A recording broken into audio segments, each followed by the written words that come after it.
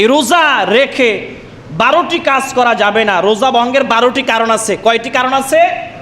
12টি কারণ আছে। 1 নাম্বার, ইচ্ছাকৃতভাবে পানাহার করা যাবে না। ইচ্ছাকৃতভাবে কি করা যাবে না? সবাই খেয়াল করেন, ইচ্ছাকৃতভাবে পানাহার করা যাবে না। কেউ যদি ইচ্ছাকৃতভাবে পানাহার করে কাজা কাফারা দুটাই ওয়াজিব হবে। মাসালা বুঝেন, কেউ যদি রোজা রাখার পরেও ইচ্ছাকৃতভাবে রোজা ভেঙে ফেলে, কাজা কাফারা দুইটাই ওয়াজিব। কাজা হলো যেই রোজাটা আপনি ভেঙেছেন এই রোজাটা ঈদের পরে আপনাকে রেখে দেওয়া লাগবে। কাফারা হলো এক লাগাতার 60টি রোজা আপনাকে রাখা লাগবে, আর না হলে 60 জন এতিম মিসকিনকে 2 বেলা খানা খাওয়াই দেওয়া লাগবে। এটা হলো কাফারা। এটা কি জোরে বলেন? কাফারা। তা রোজা রাইখা ভাঙা যাবে না। 2 নাম্বার, নাকে কানে তেল ঔষধ প্রবেশ করালে রোজা ভেঙে যাবে। নাকে কানে তেল প্রবেশ করানো যাবে না। 3 নাম্বার, নেশা গ্রহণ করলে, কেউ যদি রোজা রেখে যদি নেশা করে রোজা কি হবে? ভেঙে যাবে। 4 নাম্বার, স্বেচ্ছায় মুখ ভরে যদি কেউ বমি করে, মানে ইচ্ছা করে যদি মুখ ভরে কেউ বমি করে রোজা কি হবে?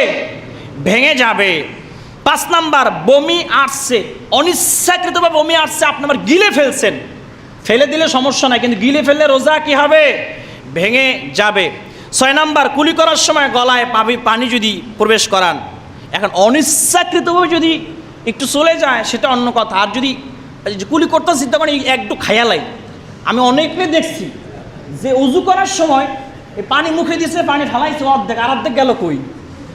টাইনালাইছে ভিতরে। এরকম আছে না অনেক, মানে মনে করা যায় মানুষরা দেখায় কিন্তু আল্লাহরে ফাঁকি দিচ্ছে। আল্লাহরে ফাঁকি দিলে জাহান্নামে যাওয়া লাগবে, ঠিক কিনা জোরে বলেন? তাহলে 6 নাম্বার কি, কুলি করার সময় পানি গিলে ফেলা যাবে না। ভুলে যদি চলে যায় তাও ফেলে দিবেন, বুঝতে পেরেছেন?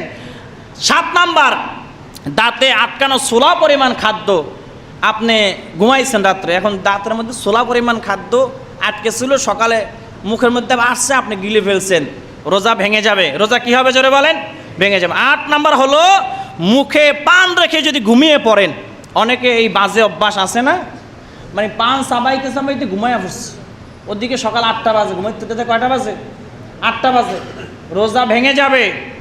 9 নাম্বার, নাক মুখ দিয়ে যদি ধোয়া যদি টানেন, এই যে অনেকে আগরবাতি জ্বালায়া জনমের মতো ধোয়া টানে আর কয় এটা হালাল, এরকম ফতুয়াবাজি করে। নাক মুখ দিয়ে যদি ধোয়া টানেন আপনার রোজা ভেঙে যাবে। রোজা কি হয়ে যাবে? ভেঙে যাবে। 10 নাম্বার, ধূমপান যদি করেন, ধূমপান করলে রোজা কি হবে? ভেঙে যাবে। রোজা রেখে ধূমপান করা যাবে। এখন যাগর নেশা আছে, ধূমপান পান খাওয়া অভ্যাস আছে না নাই? আছে। অন্তত রোজাটা পর্যন্ত, অন্তত সেই সূর্যাস্ত পর্যন্ত, ইফতার পর্যন্ত ওয়েট করবেন। মনে করেন যে ইফতার কইরা আরো দৌড় দেন, তবে না খাওয়ার জন্য চেষ্টা করবেন, বুঝতে পেরেছেন? 11 নম্বর, সুবহে সাদিকের পর যদি সাহারি খান। এবার এইখানে আসেন, এখানে মাসলাটা আমি একটু বুঝাই দিই। সুবহে সাদিকের পর যদি আপনারা যদি সাহারি করেন, রোজা হবে না যাবে? রোজা হবে না, রোজা হবে না। অনেকে আজান পর্যন্ত খায়, আছে না নাই? যে আজান দিলে খাওয়া বন্ধ করে, এরকম হলে আপনার রোজা হবে না।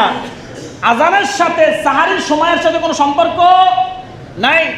সাহারির সময় শেষ হয়ে যায় কমপক্ষে 5-7 মিনিট, 4-5 মিনিট আগে শেষ হয়ে যায়। আজান হবে সুবহে সাদিকের পরে। কেউ যদি সুবহে সাদিকের আগে আজান দিয়ে ফেলে, আজানও হবে না। কি হবে না? আজান হবে না। মাসালা বুঝতে হবে। অনেকেই ভুল করে, সেটা হলো যে চিন্তা করে যে সাহারি 5 মিনিট বাকি আছে, এই 5 মিনিট আগে আজান দিয়ে ফেলে যাতে মানুষ ওই আজানের মধ্যে যাতে খাবার ঠিক রাখতে পারে। এরকম ফতোয়া হলে আজান ভেঙে যাবে। কি হয়েছে? আজান হবে না। কি হবে না? আজান হবে না। আর সাহারি খাবেন আপনার আজানে, আপনারা যখন ইমাম সাহেব বা মুয়াজ্জিন বা খাদেম বলবে যে আর মাত্র 5 মিনিট বাকি আছে, 10 মিনিট বাকি আছে, বলে কি বলে না? সবাই সতর্ক করে কি করে না? করে। তাই আপনারা যখন বলবে যে 5 মিনিট বাকি আছে, 10 মিনিট বাকি আছে, ঘড়ির দিকে তাকাবেন, ওই ঘড়ির টাইম মতন আপনারা সাহারির সময় শেষ করবেন। মানে ক্যালেন্ডারে যেই সময় দেওয়া আছে সেই সময় সাহারির টাইম দেখে, সাহারি খাওয়া শেষ করবেন। আজানের আশায় বসে থাকলে আপনার রোজা হবে না। এখন আসেন যে হুজুর তো ভুলে তো আজান দেয়, ওই সময় খাইতে থাকি, অনেক খাইয়া লাইছেন, কি করণীয়? আপনার রোজা কিন্তু হয় নাই যদি এরম কেউ খান বা খেয়ে যদি ফেলেন সামনে ভবিষ্যতে ভুলে, তা কি করবেন? আপনি ওই যে সাহারি খেয়েছেন আজানের পরে, সুবহ সাদিকের পরে, আপনার সারাদিন আর কিছু খাবেন না, ইফতারের সময় ইফতার করবেন, তারপর আপনি খাবার দাবার গ্রহণ করবেন। কিন্তু এই যে রোজাটা নষ্ট হয়ে গেছে, এই জন্য আপনি গুনাহগার হবেন না। কিন্তু এই রোজাটা ঈদের পরে, রোজার পরে অন্য সময় কাজা আদায় করা লাগবে, কাফফারা আদায় করা লাগবে। বুঝতে পেরেছেন?